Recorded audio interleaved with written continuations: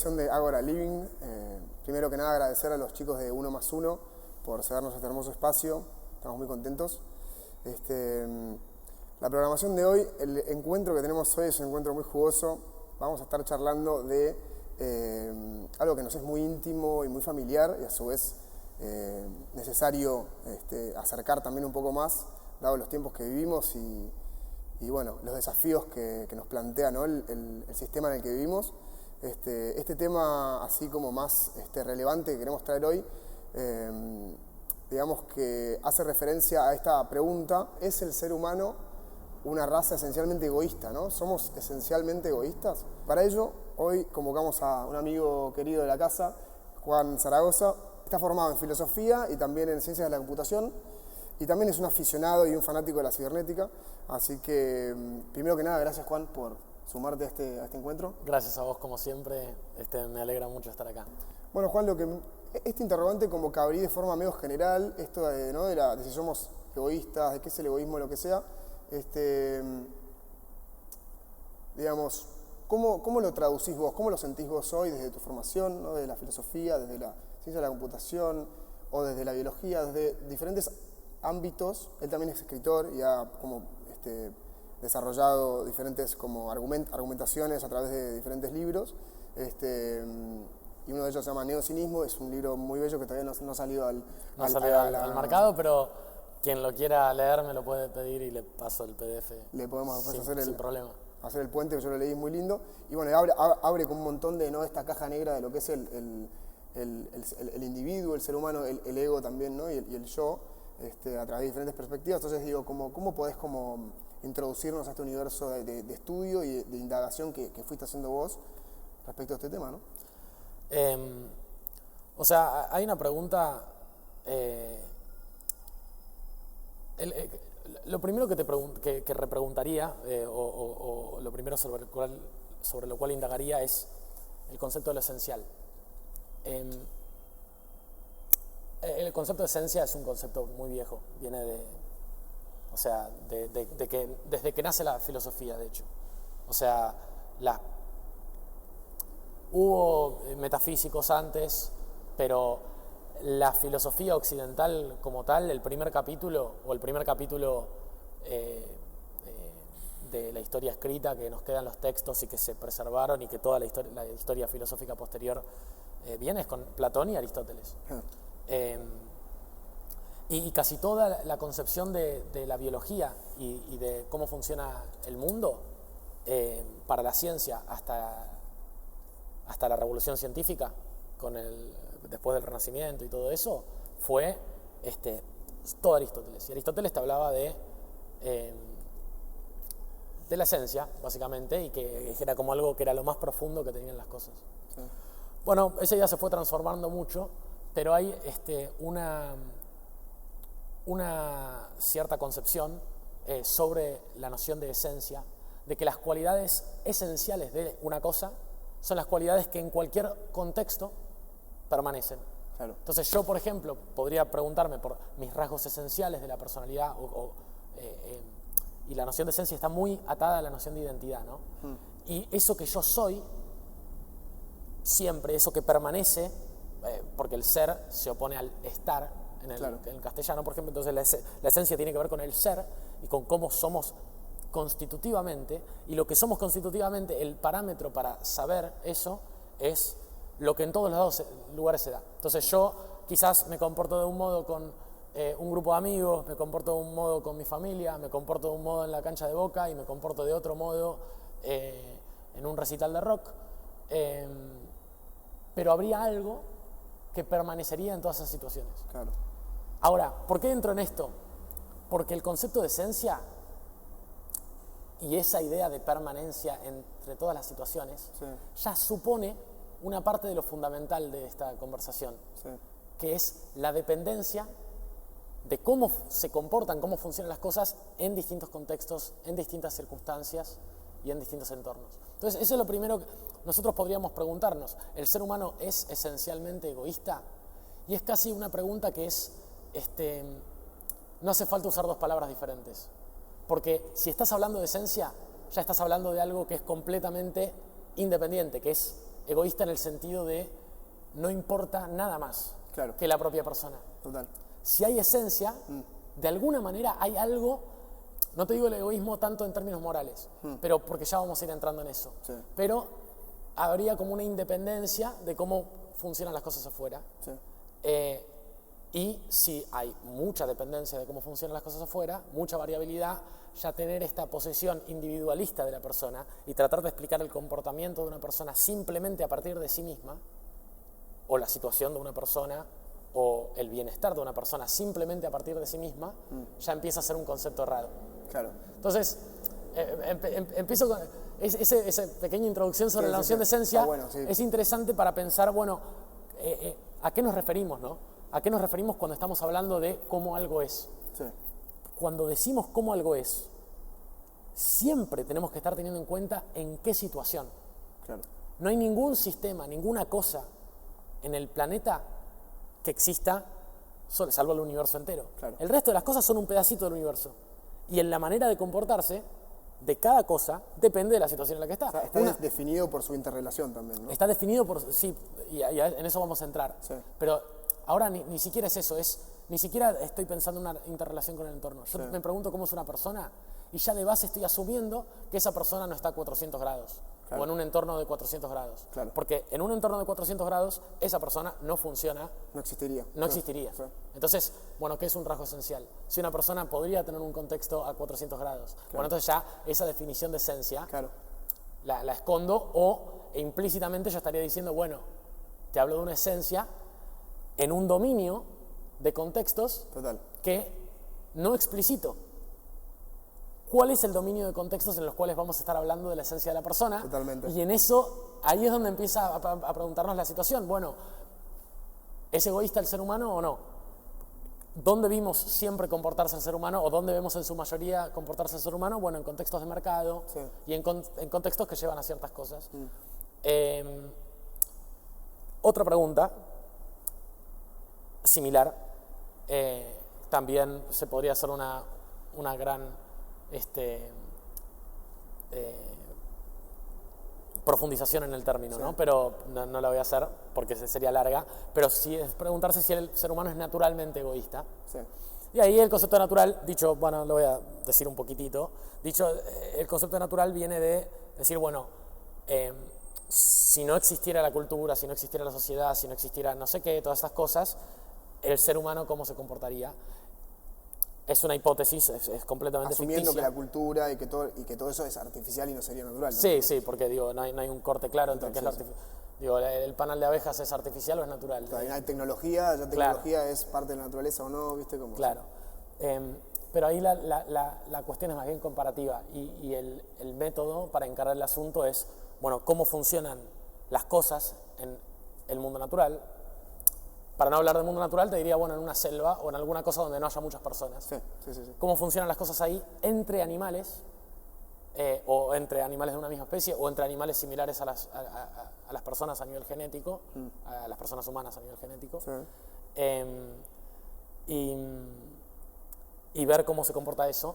Y ahí es donde hay mucha gente que dice que el ser humano es naturalmente egoísta, apelando a un supuesto principio de autopreservación o de autopreservación, de competencia del más apto, supervivencia del más fuerte, del más apto, y todas esas ideas que muy difundidas en la biología y muy difundidas en el vocabulario común de cómo funcionan los animales, y eso se traduce a las personas, y en realidad no funcionan así los animales.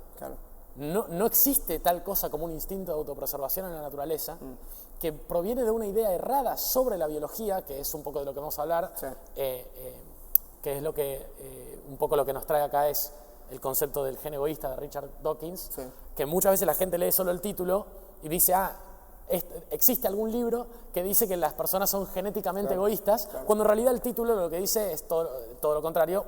Dice que el egoísmo, al estar en los genes, que ya vamos a entrar en detalle en todo eso hace que el individuo sea altruista, y que el libro de Dawkins es una explicación del altruismo que se da en la naturaleza y de por qué la ley de supervivencia del más apto es una idea falsa.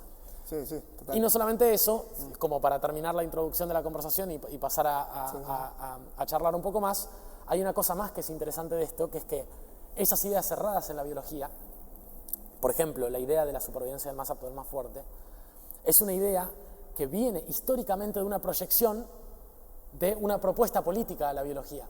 Claro. El concepto de la supervivencia del más fuerte viene de Spencer, que era un tipo que se dedicaba a la sociología o la economía política, y era un tipo que planteaba la competencia, que creía en la competencia capitalista y en estas cosas que hoy llamamos darwinismo social, de tipo que los más ineptos mueran y entonces la sociedad se va a ir perfeccionando y no me importa nada y no me voy a preocupar por nadie.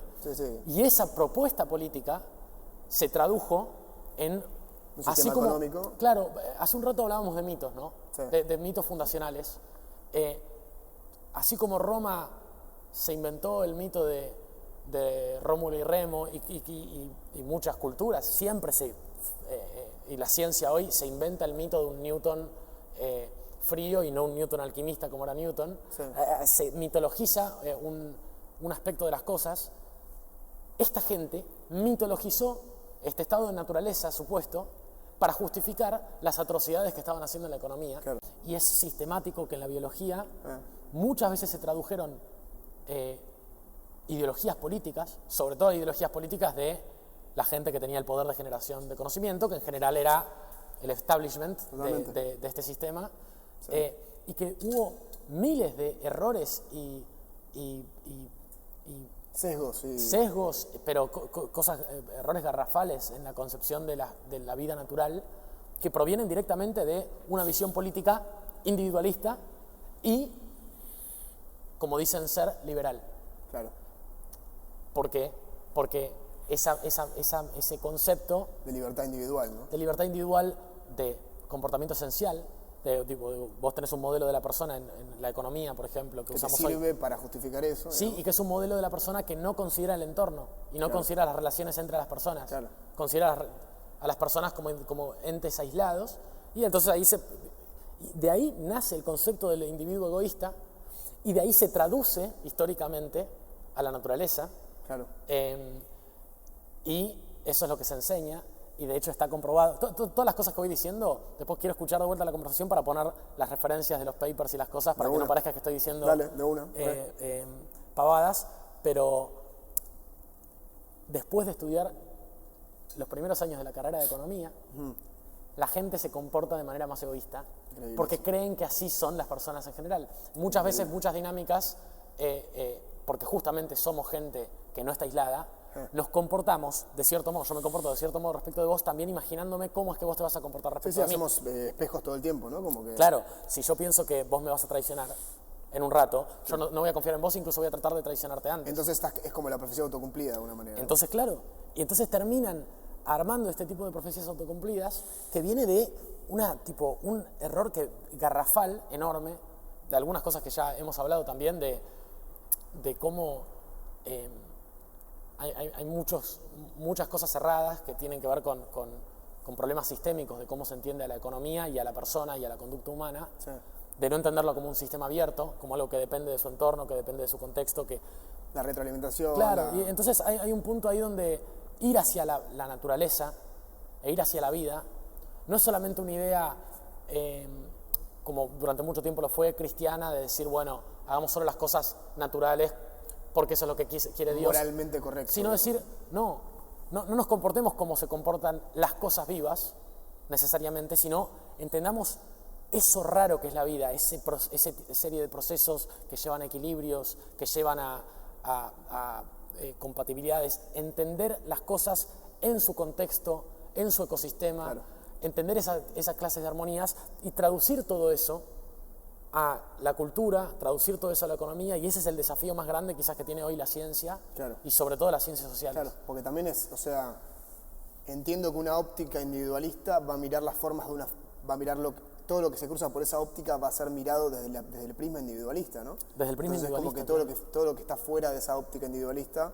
va a quedar fuera o desechable, y ahí es donde está el sesgo, ¿no? O al menos no asumir que es mucho más inabarcable que poder como aislar un individuo, y por ahí viene como un lugar como de una ambición desmedida de la ciencia o también una especie de distorsión de nuestra forma de vincularnos, en la que buscamos tal vez como apropiarnos de una verdad cuando en realidad no lo podemos como abarcar desde la razón o desde el experimento. El experimento siempre va a ser individualizar determinadas variables, pero tenemos que asumir que eso es una pequeña ventana en el tiempo-espacio, ¿no? Pero que constantemente va a estar evolucionando y que no vamos a poder como formular una verdad objetiva, digamos, que sea válida para X tiempo o X.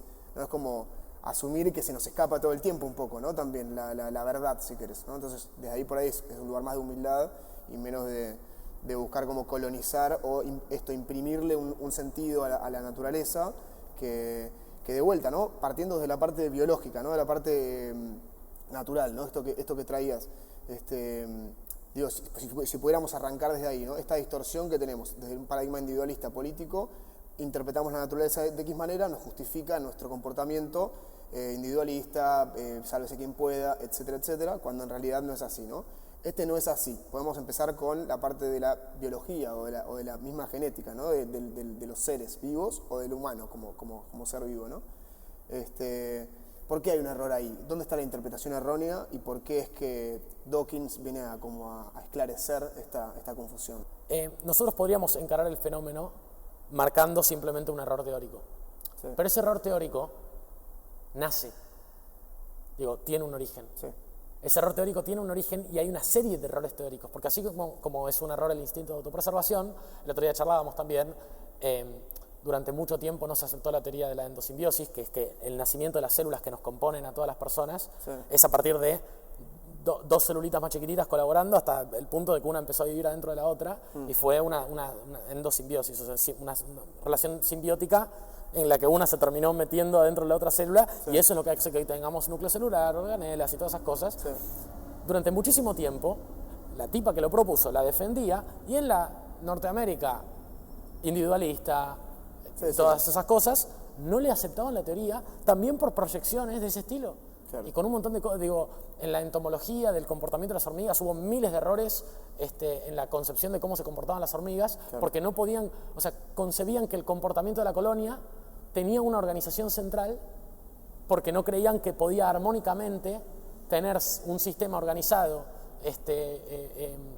organizado con estructura, porque otra cosa es el mercado, organizado con estructura y con tareas específicas y con cumplimiento de roles y todo eso, sin que hubiera una monarquía o un comité central del Partido Comunista. Claro. No lo concebían. Porque nos dejaban offside a todos los Porque humanos. dejaban offside porque de repente te decía, mirá, vos podrías tener una alternativa al capitalismo que no tenga todos los problemas que tiene el gobierno de la Unión Soviética y que deje a las personas soñar con otra cosa. Pero no era explícito, ¿no? Es que pensaban en todo esto, pero el sistema funcionaba de cierto modo que no les permitía pensar estas cosas. Entonces ahí el punto es decir, no solamente, en este caso nos vamos a detener en el tema de la autopreservación y el gen egoísta, pero hay una serie de pasos previos. Cuando vos cometés un error, y un error tan garrafal, como decir durante 150 años, 170 años, que una cosa funciona de un modo que no funciona, y traducir eso a cómo funcionamos las personas, bueno, ahí nos detenemos, deberíamos detenernos no solamente en el error, sino en cuáles son los distintos mecanismos, protocolos que llevaron al error. ¿Cuál es la genealogía de este error? Claro. ¿Cuál es el origen de este error? Bueno, un par de cosas. Cuando vos describís algo, un fenómeno, lo haces a partir de una ontología. Sí. La ontología es el nombre que se le da a cuáles son las cosas de las cuales estoy hablando. O sea, qué cosas tienen nombre. Yo tengo una cosa que quiero describir y bueno, esa cosa la divido en cositas y le pongo nombre a esas cositas y entonces digo, bueno, ¿cómo funciona esta máquina? Este engranaje gira, entonces gira este otro engranaje. Le puse nombre a esos dos engranajes. Entonces, en mi descripción de esa máquina, mi ontología son este engranaje. La ontología es como una cartografía. Claro, la división que yo hago, en lugar de, porque tengo estos dos engranajes así, digo, esto es una cosa, esto es otra cosa. Cuando yo hablo así, engranajes o lo que fuera, no recorto como una tercera cosa o no armo una cosa de, no sé, tipo, esto yo te lo considero un objeto. Estoy acostumbrado a percibirlo de esta manera. No lo pienso como dos objetos o no pienso ningún objeto que tenga mitad del coso de mate y mitad tipo partículas de aire. Sí, por una economía también de la porque vida, nos es más fácil. Entonces, cuando describimos un fenómeno siempre tenemos una ontología. Y en general hay ontologías que nos salen más naturales de tener. Uno de los problemas, o sea, uno de los principales problemas, y esto es parte de esa lenta introducción hacia el error de la biología, Sí. Uno de los grandes problemas de la biología y del concepto de instinto de autopreservación es la ontología. ¿Y cuál es la unidad de evolución en este caso? Claro. ¿Cuál es la unidad que yo describo un movimiento y en ese movimiento hay piezas que son importantes? Esto del punto de vista también, ¿dónde está puesto el punto de vista, no? También. Exactamente. Que parte de los puntos de vista que tenemos sobre las cosas es la ontología que usamos. Claro, porque el punto de vista define también como la preferencia que vas a elegir, la ontología que vas a definir. También. Exactamente, claro. O sea, es fundamental. Y de hecho, este problema de la ontología también es un problema en la economía.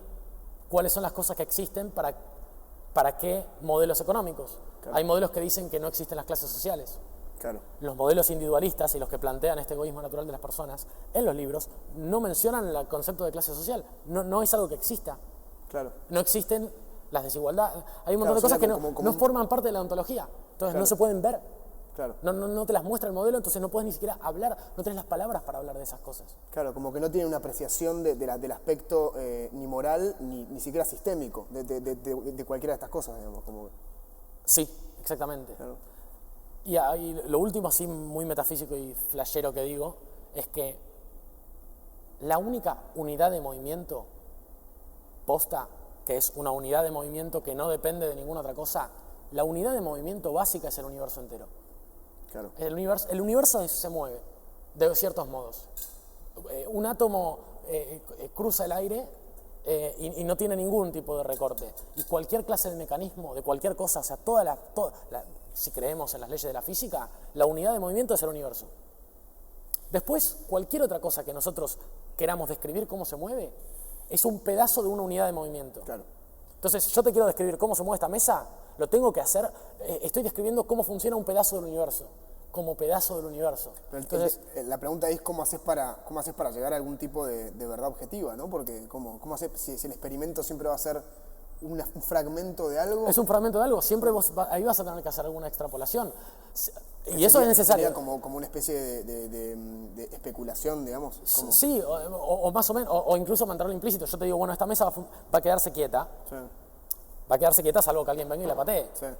Y eso lo estoy formulando en otro vocabulario que tiene otra ontología, que no es la ontología en la cual se plantea la física en general, sí. Porque no habla de patadas la física, habla sí. de fuerzas y de... Claro. O depende, bueno, hay muchas cosas ahí. Pero lo que digo es, yo te describo cómo funciona esta mesa, y si yo tomo esta mesa como unidad de movimiento, tengo que ser muy consciente de que es un recorte arbitrario sí. de algo que se mueve en su totalidad y en su conjunto. Claro. Entonces, si yo te digo cómo se va a mover esta mesa, bueno, no existe como tal una mesa separada del resto de las cosas. Claro. No existe una persona separada del resto de las personas ni del resto de la sociedad. Y no existe un animal separado del resto de las cosas. ¿Y qué tipo de precaución o de consideración nos habilita el hecho de no pensarlas como individuales, sino pensarlas como... ¿Me entendés lo que te digo? O sea, ¿en qué nos salva pensarlas tipo... No ser reduccionistas, digamos, con esta mesa? Porque en algún punto hay que ser pragmáticos sí. también y decir, bueno, la mesa es la mesa, ¿viste? Claro, con la mesa sí. Ahora, bueno, hay ciertas cosas... Hay ciertas cosas en ciertos sistemas que podemos tomar individualmente sin mucho problema. Claro. Como esta mesa. Claro, pues ciertas estructuras, ciertas cosas que tienen cierta estabilidad. Hay un término técnico que se usa para nombrar a las cosas que no deberían jamás tomarse como cosas aisladas, que es el concepto de complejidad. Claro. Llamamos fenómenos complejos o sistemas complejos a los sistemas, es un nombre técnico, tiene distintas definiciones, no está tan clara la definición, sí. Pero una de las definiciones más aceptadas es que un sistema complejo es un sistema que no puede entenderse si las partes no se toman como sistemas abiertos. Claro. O sea, si el funcionamiento de cada una de esas partes, de cada uno de esos entes, no se considera en función de cuál es exactamente el estado de su entorno. Claro. La evolución es una de ellas. Un fenómeno complejo. Claro. Los ecosistemas son fenómenos complejos y la sociedad y la cultura es un sistema complejo. No somos una mesa separada. No somos una mesa, porque digo, a nivel cósmico, la mesa no puede considerarse de manera cerrada, pero yo te puedo predecir muy bien cómo se va a seguir moviendo la mesa intuitivamente, de ciertos modos. Sí. Yo no puedo en absoluto predecir cómo se va a comportar una persona o una sociedad si no considero esas interrelaciones específicas persona a persona. Claro. Y un ecosistema tampoco. Ahí donde aparece como la óptica sistémica, ¿no? Para auxiliarnos un poco, ¿no? Y darnos un pantallazo más grande, y hoy con toda la data, ¿no? Y la capacidad de tabular información y de proyectar, ¿no? A futuro y todo eso, nos da algo, nos permite modelar, ¿no? Que a veces es como que tiene cierta mala prensa esto de no somos una máquina o lo que sea, pero bueno. Pero ahí por ahí nos estamos yendo por otro lado, ¿no? Sí. O que por ahí vendrá más tarde. Podría, más tarde. Sí. Pero sí me parece interesante lo de esto de la unidad de estudio, digamos, o de la ontología que define claro. a la hora de mirar a la evolución o mirar la naturaleza como si fuera nuestro lugar de pureza en el que tratar de sacar data que sea más fiel a lo que es la naturaleza, por decirlo así, ¿no? Son estructuras como nobles de la naturaleza, por decirlo así, ¿no? Entonces ahí donde decíamos, ¿no?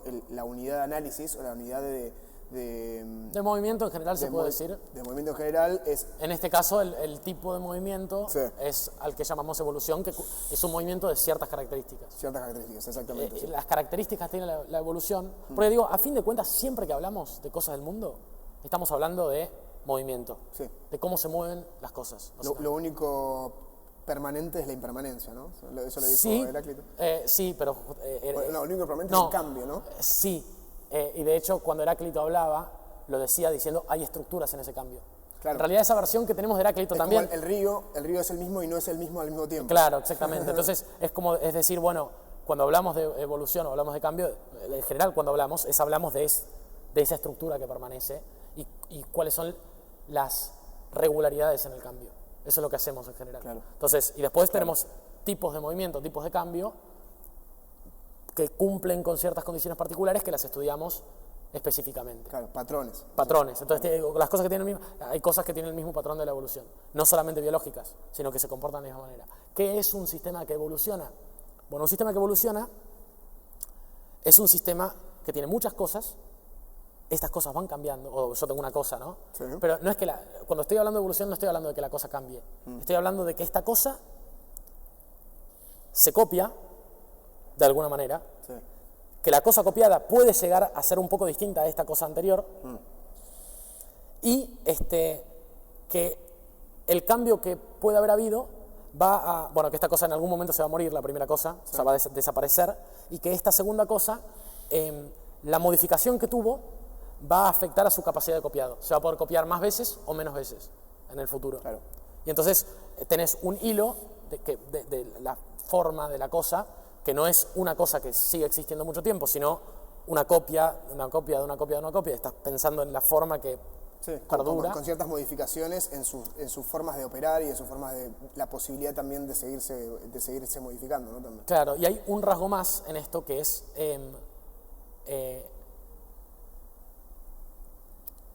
que el efecto de este error en la copia sobre la capacidad de seguirse copiando depende de cómo interactúa esta cosa con un sistema complejo o con otras cosas. Claro. Entonces, la evolución es un fenómeno complejo. En el caso de los animales, estamos hablando de un animal que se reproduce algún tipo de mutación genética en algún momento.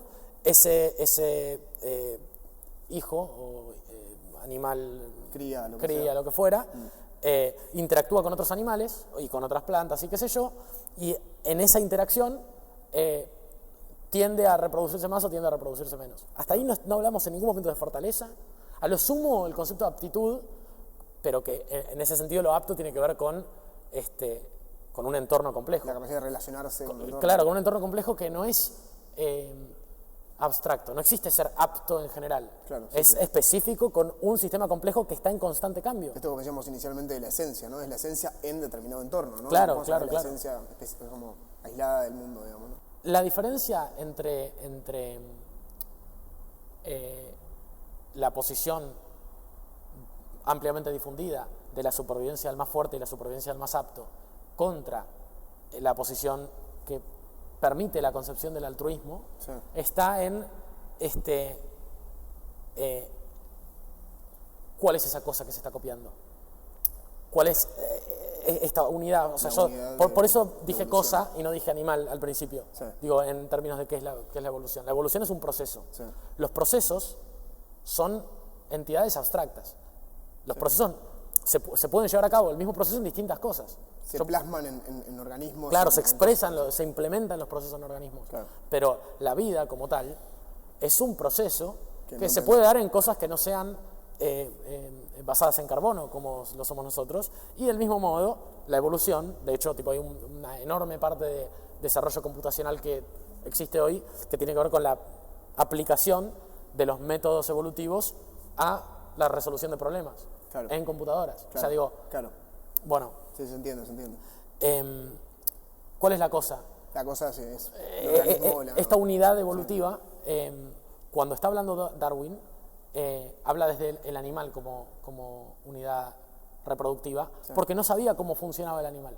Porque, digo, no sabía cómo se transmitía la información de un caballo a su cría. Claro. No sabía cómo se traducía esa información. Él observaba una regularidad que era, bueno, si un bicho de estos tiene el cuello un poco más largo, probablemente puede comer un poco más, entonces puede alimentarse mejor, entonces puede tener más crías. Sí. Entonces, el bicho que tuvo el cuello más largo tiene más probabilidades de reproducirse, entonces se reproduce más el que tuvo el cuello más largo que el que tuvo el cuello más corto, y entonces, eventualmente, si este patrón perdura, hay una tendencia que en cada generación haya más con el cuello un poco más largo que con el cuello que antes no lo tenían tan largo, hasta que eventualmente toda la población tiene ese cuello largo, y sobre eso, de vuelta, hay muchas variaciones, alguno con el cuello más corto, otro con el cuello más largo, otro con no sé qué, y de todas ellas, la que más se vuelve a expandir en la siguiente generación es la del cuello un poco más largo, y así a través de millones de años que terminas teniendo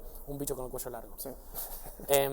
Sin hablar en ningún momento de cómo se da esto, y cuál es el mecanismo para que esto suceda. Claro, o sea, bueno, porque no tenían las herramientas disponibles en ese momento, digamos, ¿no? Porque no tenían las herramientas disponibles. Ahora hay otra cosa. Cuando vos estás hablando de egoísmo, estás hablando de factores conductuales. Entonces estás diciendo, bueno, ¿cómo se comporta este bicho? Ahora, ya no estás diciendo cuál es el largo del cuello o cuál es el largo del brazo de este bicho. Claro.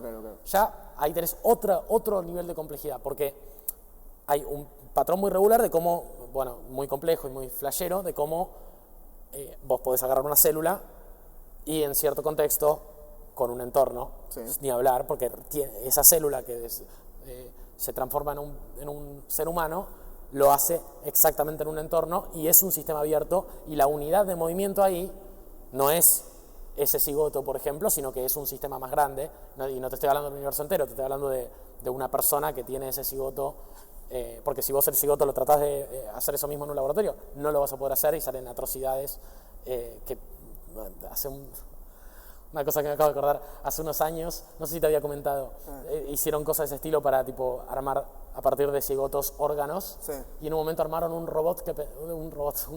cerebroide, que tenía actividad eléctrica y similar a un bebé nacido en una placa de Petri, así. Increíble. Un tejido cerebral, sí, horrible. Era una especie de engendro alienígena, no sabes bien qué es. Y no sabía si pensaba. Tiraron ese bicho, lo tiraron a la basura. Y eso ya es jugar con fuego, ¿viste? Ahí medio prometeico. Cancelaron todo ese tipo de experimentos. Tremendo. Salió una nota en Nature, fue horrible. Pero bueno, volviendo al tema no me olvidé que estaba diciendo. Estábamos hablando de la unidad de la evolución. Bueno, de la conducta, claro. Sí, de la conducta en vez de las afectos. Cuando vos estás hablando de la conducta, ahí estás hablando estás lleno de sistemas complejos por todos lados. Sí. Tenemos el sistema complejo de cómo funcionan las células, o sea, cómo es la especificación celular, que son cada una de las células, para que, el código genético de mi cuerpo no tiene la información de cómo va a ser mi cuerpo, tiene la información de cómo cada célula tiene que comportarse y cuáles son las proteínas que en qué momento tiene que hacer cada célula. Claro. En función de su entorno. Un set de reglas. Un set de reglas, cada célula en función de su entorno. Lo que hace que mi cuerpo sea mi cuerpo, la información que tienen las células, que es toda la misma en todas las células, es qué tengo que hacer yo célula, o sea, qué cositas tengo que construir, cositas de este tamaño para mí, que soy célula, que son de estas proteínitas, qué cositas tengo que ir construyendo y a lo sumo ponerme a mí misma o tirar para afuera, qué cositas tengo que hacer yo en función de qué es lo que veo acá, qué químicos me llegaron, qué actividad eléctrica me llegó. Claro. Eso es lo que hace una célula, ese es el código genético de una célula.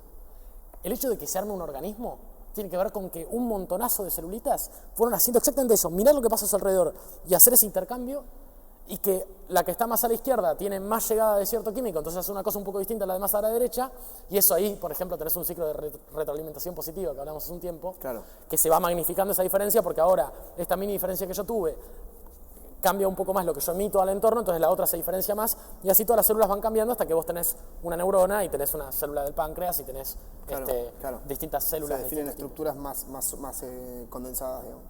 Sistema abierto, la célula sin duda, o sea, es un sistema que interactúa con el entorno, y en ningún momento hay, o sea, el fenómeno cuerpo es un fenómeno emergente de esas reglitas simples. Sí. Después tenés otro sistema complejo, que es cómo funcionan las neuronas, que es después de todo ese proceso de especificación celular, tenés un montonazo de neuronas que se comunican entre sí, que tienen siempre tipo impulsos nerviosos que les llegan de la piel y de otros órganos sensoriales, hacen un procesamiento flashero de esa información y tiran impulsos eléctricos y hace que se mueva el cuerpo. Claro. Y a esta cosa, o sea, el resultado de todo este fenómeno recontra complejo, le llamamos conducta. Claro. Le llamamos conducta y describimos, y a cada tipo de conducta le ponemos un nombre. A ciertas conductas les decimos egoístas y a ciertas conductas les decimos altruistas. Claro, claro. Otra capa, otro nivel de abstracción. Y estamos hablando de células, ¿eh? Sí. O sea, estamos hablando de cómo... Y hay otra cosa, que es que el modo, o sea, los impulsos eléctricos que le llegan por mis ojos a mi cerebro y por mis oídos a mi cerebro, afectan al modo en que posteriormente mi cerebro va a causar estos movimientos del cuerpo. Obvio. Estoy diciendo de un modo muy alien, algo muy simple, que es que si yo a alguien le digo una puteada, me va a querer pegar una piña, y si yo pongo una persona en un contexto donde son todos bastante mala ondas, va a responder con mala onda, y si lo pongo en un contexto buena onda, va a responder con buena onda. Es como la forma en la que la conducta se va como adaptando de alguna manera, claro, a un entorno, digamos, que le es hostil o más familiar, o más ameno, o menos agresivo, lo que sea, ¿no? Como... Claro, entonces eso que llamamos la conducta es el resultado de la estructura, la topología de las neuronas, o sea, la estructura que tiene el cerebro, cómo están interconectadas esas neuronas. Eso es el resultado del código genético, pero a la vez del crecimiento del cuerpo, porque esto que yo te digo, esta célula que está haciendo cosas con su entorno, las cosas que va haciendo la célula, o sea, el entorno de una célula depende del código genético. Anterior también. Sí, depende del código genético anterior. ¿Por qué? Porque el código genético también hace que las señales que le lleguen de afuera a esta célula se las tienen las otras células que tienen el mismo código genético. Claro. Entonces, yo tengo que, no sé, tiro no sé, tipo pintura azul hacia alrededor. Música. Entonces, claro, lo que fuera. Entonces, vos vas a tener pintura azul a tu alrededor, y si tenés una instrucción que te dice, si tenés pintura azul a tu alrededor, tira pintura verde o cosas de ese estilo. Entonces, bueno, pero eso es lo que hace el código genético. Entonces, si yo, en lugar de yo ser una célula, o en lugar de que el código genético diga, yo tiro pintura azul, hay otra cosa de afuera que viene y tira pintura azul, eso va a afectar al crecimiento del organismo. Totalmente, sí. Ese que dije metafóricamente es lo que se llama expresión génica, que es cómo los genes se traducen en lo que les dicen fenotipos, que es, por ejemplo, los brazos. O aspectos y... Esos efectos a nivel organismo de los genes. Claro. Bueno, la expresión génica obviamente afecta un montón. O sea, ya de base hablar de un egoísmo genético es absurdo, porque la genética no funciona así, porque las células no tienen el código de cómo va a ser el ser humano. Tienen un código de cómo se va a comportar un sistema abierto, que es una célula. Totalmente. Entonces, digo, no funciona así. O sea, ya de por sí, porque no podemos de vuelta adjudicarle la palabra egoísmo a un mecanismo o a un funcionamiento celular, de alguna manera, ¿no? Desde el vamos. Desde el vamos, pero también porque no podemos decir que algo es genéticamente algo. Porque la genética es abierta. Claro, en sí misma. Claro. La expresión génica es también un sistema abierto. Claro. Bueno, entonces, el tema es que si podríamos decir que el ser abierto es no ser egoísta, o el ser cerrado sería ser egoísta también, ¿no? Porque de repente por ahí el ser abierto también es... Bueno, fomenta también, digo, sí, ¿no? Como... No, en cierto sentido... El problema de lo abierto y lo cerrado tiene que ver con el individualismo, y con la concepción individualista, porque el egoísmo ya en base... Quizás use la palabra egoísta para referirme al individualista, pero el egoísmo también tiene que ver con ser abierto, en el sentido de considerar que existen otras personas y tipo tratar de sacarles algo. Y desconsiderarlas. Claro, pero para eso tenés que saber que existe otra persona. Exacto, sí. Total. Pero lo que estoy diciendo con esto es, ya de base decir que alguien es genéticamente de tal modo, claro, no es absurdo. Claro. Es absurdo incluso a nivel corporal. Claro. Porque lo genético es un sistema abierto, entonces no hay cosas que son esencialmente genéticas. Porque la esencia es un concepto errado. Claro. Porque el hecho de que mi pata sea así no depende solamente de mi código genético, sino de todos los rasgos del entorno que tienen desde el momento hasta acá. Totalmente. Entonces, y ahí es como yo lo que te digo de esta mesa. Bueno, esta mesa implícitamente te digo que está a menos de 400 grados. Bueno, cuando yo digo que está en mi código genético la información para hacer este cuerpo, es con el supuesto implícito, el entorno implícito de X condiciones que van a dar. Claro, que durante 9 meses voy a tener exactamente ciertas condiciones, pero perfectamente adecuadas y muy sutil, que no se pueden emular en ningún laboratorio. Claro. Y además tiene que ver con que una vez que sucedió eso, voy a tener cierta cantidad de tiempo con cierta alimentación y, bueno, etcétera. Entonces, esto es lo que digo, ese es el supuesto implícito. Claro. Bueno, hay una bocha de supuestos implícitos. Pero eso para la pata. Sí. Ahora, para la conducta, hay un montón más de variabilidad, porque el cerebro es mucho más plástico que las células de la pierna, ¿entendés? Claro. La topología o sea, el cerebro es un sistema tan complejo que tiene muchos rasgos que son caóticos. Sí. Un sistema caótico es más que un sistema complejo, que no solamente las partes dependen entre sí para su funcionamiento, sino que un mini cambio en alguna partecita hace que el sistema entero funcione muy distinto. El cerebro está lleno de lugares caóticos. Y además el cerebro tiene relato, tiene imaginación, tiene sueños, tiene... Y eso es una descripción abstracta, o sea, como... un punto de vista mayor.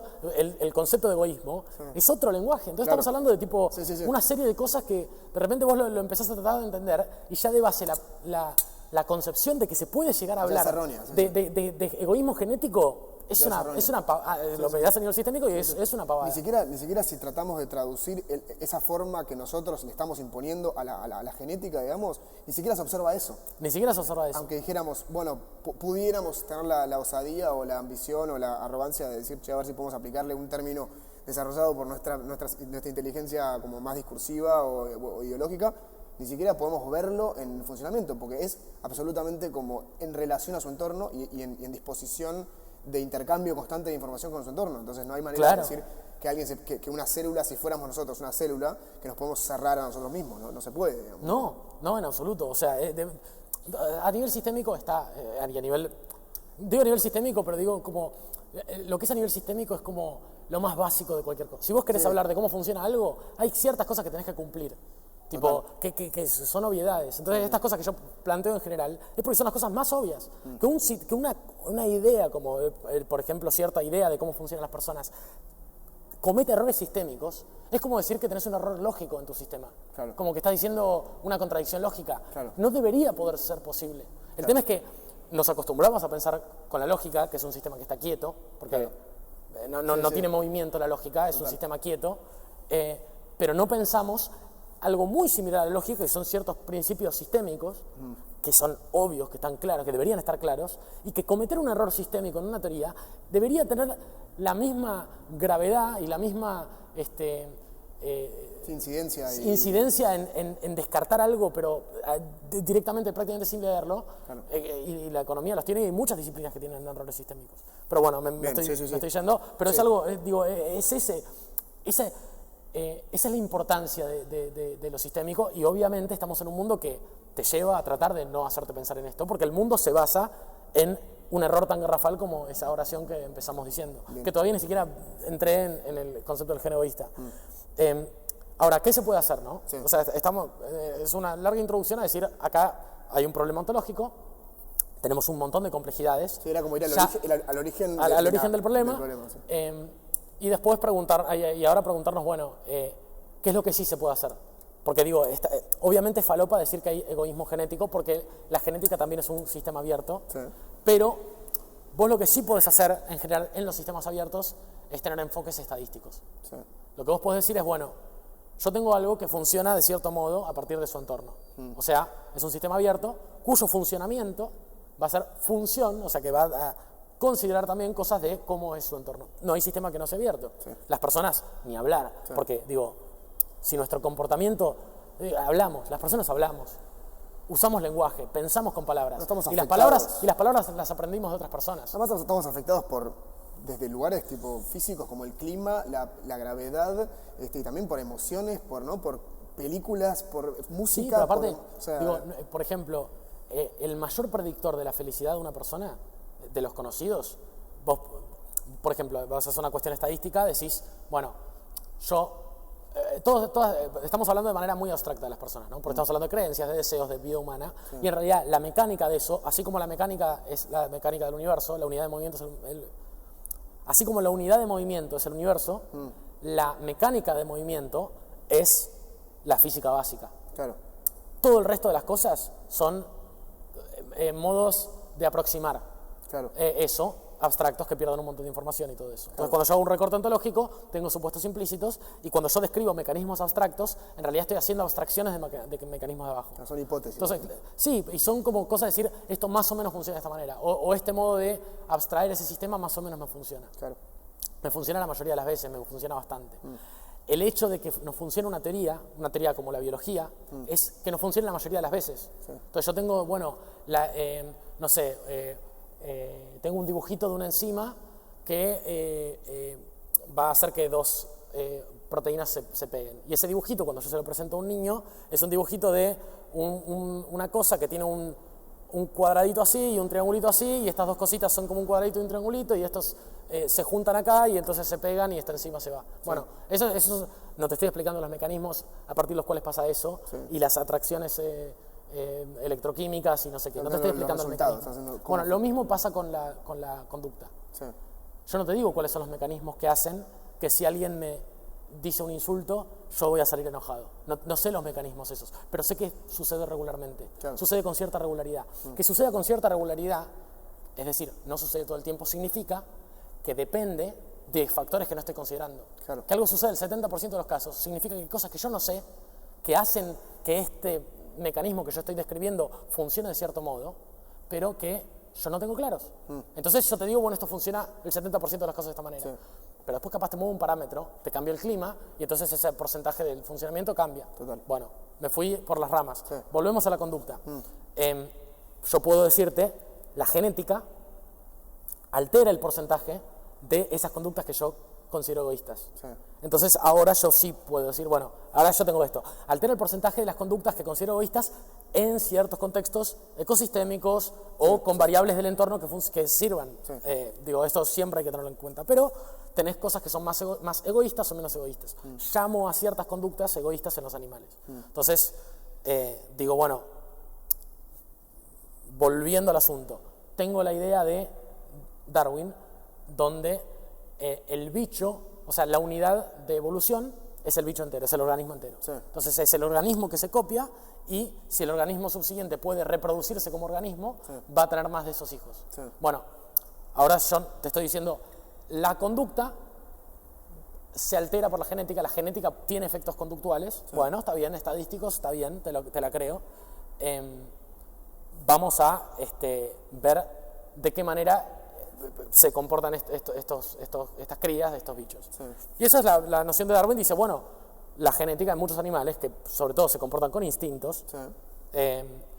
Que es un nombre raro para decirle cosas raras, dice, bueno, analicemos la conducta desde esta misma perspectiva, que es la que usábamos para analizar el cuello de la jirafa. Claro.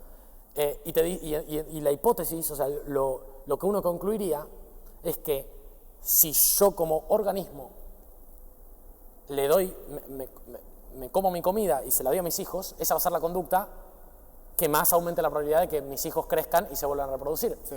Si yo solamente comparto mi comida con ellos, si yo te doy comida a vos, entonces si hubiera un gen que me hiciera dar comida, decir gen de dar comida es un gen que después de todo este proceso recontra complejo que dijimos, hace que en ciertos contextos sea más probable que el bicho haga ciertas cosas que llamamos, digo, es toda esa complejidad, ¿no? Como un instinto que está como impreso en el gen, que hace que se comporte de una manera y no de otra, digamos, ¿no? Claro, o sea, esa es la metáfora. Sí. Pero digo, en realidad lo que está pasando por debajo es una cosa recontra compleja, la que hace que haya sí un poco porcentaje mayor que se suceda de esta manera. Claro, pero digo, ahora hablando metafóricamente, el gen, si yo tuviera un gen que pudiera llevarme a ser altruista o a llevarme a ser egoísta, que está partiendo todo esto de esta metáfora, que es una metáfora que cierra un sistema y descomplejiza un sistema que es complejo, todas esas cosas que están pasando, que digo, descomplejizar un sistema complejo es lo único que te puede permitir analizar las cosas de manera individual o ser individualista, y es lo que pasa con la economía, que se descomplejiza la economía, y entonces se puede pretender un análisis individualista de un individuo egoísta y racional que es una barbaridad a nivel Sí, sistémico. y así estamos. Y así estamos destruyendo completamente al mundo y con un nivel de desigualdad que es atroz. Sí, total. Y que son errores del calibre de los errores lógicos en una teoría, estos errores. Claro, sí, el error sistémico, ¿no? Eso es claro. Entonces estamos hablando de una cosa que es gravísima. Imagínate, boludo, si el mundo entero estuviera usando teorías con errores lógicos y nadie hablara de eso. Estarías como loco. Dirías, loco, ¿pero qué están diciendo? Claro. Es un error lógico. Y así les pasó a mucha gente cuando de repente tenías problemas lógicos o problemas relacionados con la lógica, cuando nacía la ciencia moderna y muchos escolásticos y medievales cometían ciertas, no sé, problemas lógicos en sus teorías o mucha lógica, demasiada lógica para cosas medio raras, los tipos les decían, loco, basta. Y ahí se cambió todo. Bueno, ahora está empezando a nacer algo así con los errores sistémicos que tienen todas estas cosas. Claro. Pero bueno, me estoy yendo recontra por las ramas, voy a terminar. Sí, pero vayamos a lo de los genes, a esta... Si yo tengo esa concepción donde la unidad de copia es el organismo, no puedo explicar el altruismo. Claro. ¿Por qué? Porque si yo estoy hablando de que algo aumente su probabilidad de copia, por cómo funciona este sistema, nótese eso, pero por cómo funciona el entorno, por cómo funciona porque todas las cosas son complejas. Entonces, hay que notar eso, ¿no? No es que comer más implica más reproducción. Comer más implica más reproducción de células, que implica, no sé qué, que es un sistema recontra complejo, abierto, dependiente del ecosistema, todas estas cosas que no me puedo cansar de decir. Tabular de todo. Claro, porque eso es fundamental y todos los problemas que tiene la economía son de no pensar estas cosas. Reducirlo a... Claro, y es eso de decir, tipo, aprendamos de la naturaleza en este sentido, ¿no? De cómo funcionan los procesos naturales y cómo funciona un buen estudio de la naturaleza para entender bien la economía. No te digo seamos como los pollos, te digo entendamos a la economía como entendemos a los pollos. Claro, total.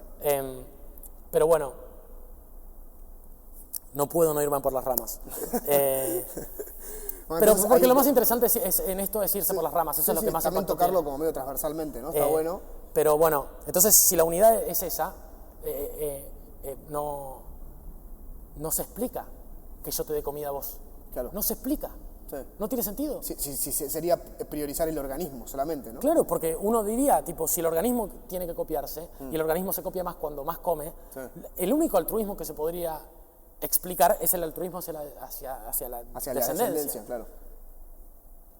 Porque de esa manera se estaría replicando el organismo en otro organismo nuevo. Claro, en otro organismo, entonces tendría... egoísta igual, digamos. Claro, sería egoísta igual. Desde ese lugar, digamos, si un padre le da o una madre le da o sacrifica su vida por sus hijos, digamos, o sus crías o lo que sea, si lo miramos desde la óptica del organismo, eso no nos permitiría ver ningún tipo de altruismo ahí, porque en realidad estaríamos viendo que la persona o el organismo quiere seguir vivo, ¿no? Claro. Pero hay otros ejemplos en los que sí se da el altruismo, y ahí es donde decís, entonces no me funciona la teoría de la... Claro, porque una teoría tiene sus predicciones. Claro. Y una teoría, tipo cuando falsar una teoría, es decir, una teoría me predice algo que no se da en la naturaleza. Ahora, imagínate la ceguera intencional que tuvimos durante 170 años, 200 años, como para tener una teoría sobre la conducta a nivel genético que predice que va a haber egoísmo puro, que en el mundo tengas una bocha de especies teniendo relaciones simbióticas y animales que se sacrifican por animales que no suceden en su descendencia o que comparten la comida o que se dan un montón de cosas que son lo que nosotros llamamos altruismo. Obviamente que partimos de ahí. Y no se explican. Y durante una bocha de tiempo tuvimos esa teoría. Entonces ahí lo que se puede inferir, lo que se puede deducir es que la selección natural, que es lo que hablas en tu libro, ¿no? La selección natural está de alguna manera priorizando esos aspectos, ¿no? Esos aspectos del organismo. Que habla más de como estas reglas o estas predisposiciones a hacer determinados comportamientos, determinadas conductas. Entonces dejamos de hablar tanto de que el organismo porque por ejemplo, esto que decías vos, si alguien se sacrifica por su manada, por ejemplo, por primos, amigos, no por sus hijos, ¿no? Porque si fuera por sus hijos, estaríamos hablando de egoísmo, ¿no? Según nuestra forma de ver las cosas. Claro. Pero si te sacrificas por tu manada, por ejemplo, entonces ahí estarías teniendo una actitud que sería altruista. Entonces, si lo que se priorizara en la selección natural fuera la supervivencia del organismo, este organismo nunca hubiera llegado a existir, porque el aspecto altruista de este organismo no hubiera sido favorecido en la evolución, ¿no? Exactamente. Entonces, ¿por qué un organismo, si la evolución, si la potencia de evolución o la selección natural estuviera puesta en el organismo, este organismo nunca se sacrificaría por alguien que no fuera su propia descendencia, por ejemplo, ¿no? Exactamente. Entonces, Y eso al pasa ver en la eso, naturaleza. y como eso pasa, ¿qué nos dice eso? Bueno, ahí vos decís, mi ontología está mal. Mi unidad de movimiento evolutivo es errónea. Y no solo eso, sino hay una cosa, digo, para mí, más allá de esto, que es un caso de estudio científico, lo interesante de los casos de estudio es qué es todo lo que hay por detrás y qué es lo que significan. Entonces, en este caso, tener como caso de estudio este problema específico de tipo el egoísmo natural de las personas y el error asociado al egoísmo natural de las personas es que durante 170 años tuvimos un error garrafal en la biología, en la zoología o en la teoría de la conducta animal, que era ostensiblemente falso, porque vos podés ver animales altruistas y la teoría te predice que no lo serían, por una proyección de una intención económica del poder económico, que es el poder también de generación de conocimiento, que en general viene de ciertos países y cierto tipo de universidades. Con determinado sesgo ideológico. Con determinado sesgo ideológico, y que todos esos problemas que tuvo la biología y la falta de concepto sistémico en la biología, que está empezando a nacer mucho más hoy en la biología, son cosas que a la economía jamás llegaron, que es el inicio de una serie de problemas enormes en la biología. Porque ¿cuáles son los problemas en la biología? No entender las cosas sistémicamente y no entender estas cuestiones filosóficas que son fundamentales. Son fundamentales y la economía todavía no le llegaron. Bueno, entonces, ¿qué es lo que nos da el cambiar el foco del organismo? Bueno, entonces ahí tenés la cuestión de decir cómo se da la mutación. O sea, cómo es que cuál es el error de copia. O la unidad de copia también, Claro. ¿no? ¿Cuál es la unidad de copia y dónde es que se da este cambio que después se selecciona o no se selecciona? Claro. Cuando vos mirás el organismo, digo, el organismo que se pasa, no, el código genético, que ahora sabemos que eso se trata de código genético, no lo sabía Darwin, y de hecho muchos problemas también, que yo digo que son errores garrafales a nivel sistémico, tienen que ver con que las herramientas de comprensión y de modelado en esa época no eran las mismas que ahora. Obviamente. Y el cambio social se pensaba desde las teorías marxistas, que también tenían muchos límites en términos de modelado, porque no podían ver no estructura. tenía el poder de cómputo de la información disponible que tenemos hoy. Claro. Digamos. Entonces digo, hablar de problemas en la economía capitalista. Como que había una deficiencia en la comprobación de las cosas, ¿no? En la comprobación y en la relación entre niveles de abstracción. Claro. O sea, entender la relación entre el genoma, la célula y el organismo abstracto es el problema que Marx estaba viendo en la economía también. Claro. O el problema que Marx quería decir, cómo la situación en la economía o la situación básica de las personas hacen a una ideología o a una política o a qué sé yo. Ese tipo de problemas, en esa época no existían los mecanismos para entenderlos bien. Hoy sí, que son estos, esta complejidad. Bueno, entonces, hablando de altruismo, ¿no? Como favoreciendo la idea del altruismo, claro. al menos visualizándolo en esta forma de ser, ¿no? La unidad de copia es el gen. Sí. O sea, el gen es el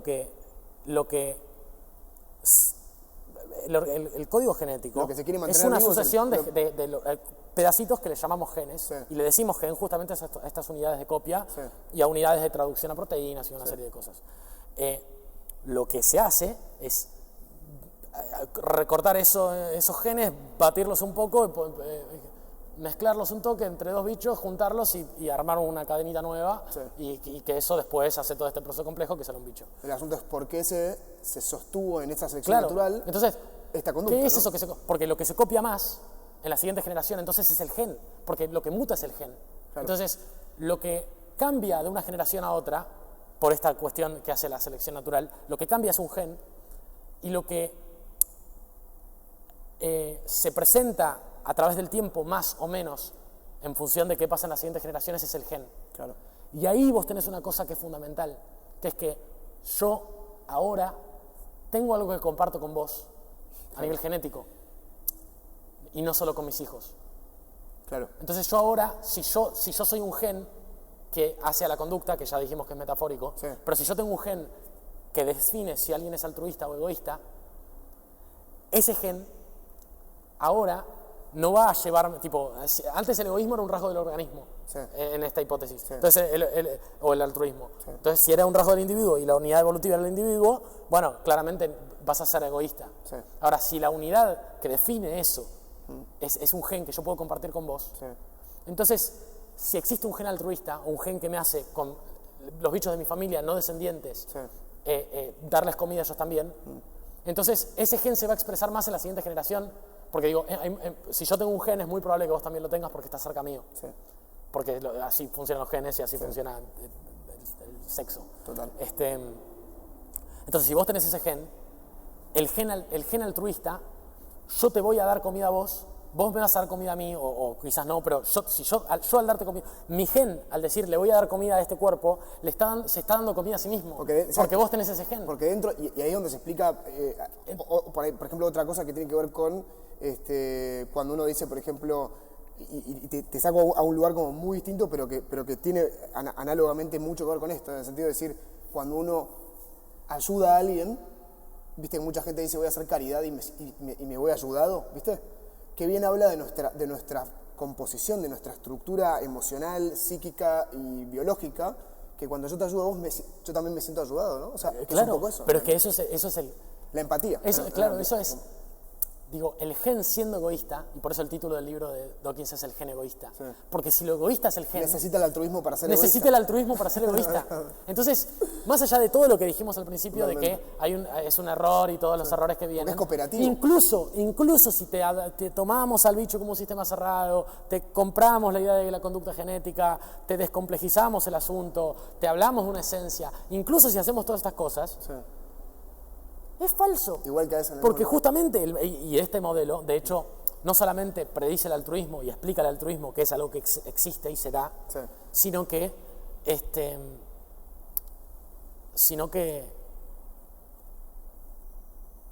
digo, es estadísticamente muy predictivo. Como que el modelo de Dawkins también te dice cuándo y con qué cosas y en qué nivel un bicho va a ser altruista y cuándo va a ser egoísta en una serie de situaciones que usa teoría de juegos y un par de cosas y la pega bastante. Es una teoría excelente. Sí. Y digo, entonces está comprobado que si existe la esencia y la naturaleza y el bicho humano es altruista. Y después tenés otras evidencias muy claras, que es tipo, somos un bicho débil que todo lo que hicimos... Decimos cooperando. Digo, el hecho de que surja el capitalismo es el efecto de la cooperación. Es cooperación. Porque es de haber empezado a producir en conjunto.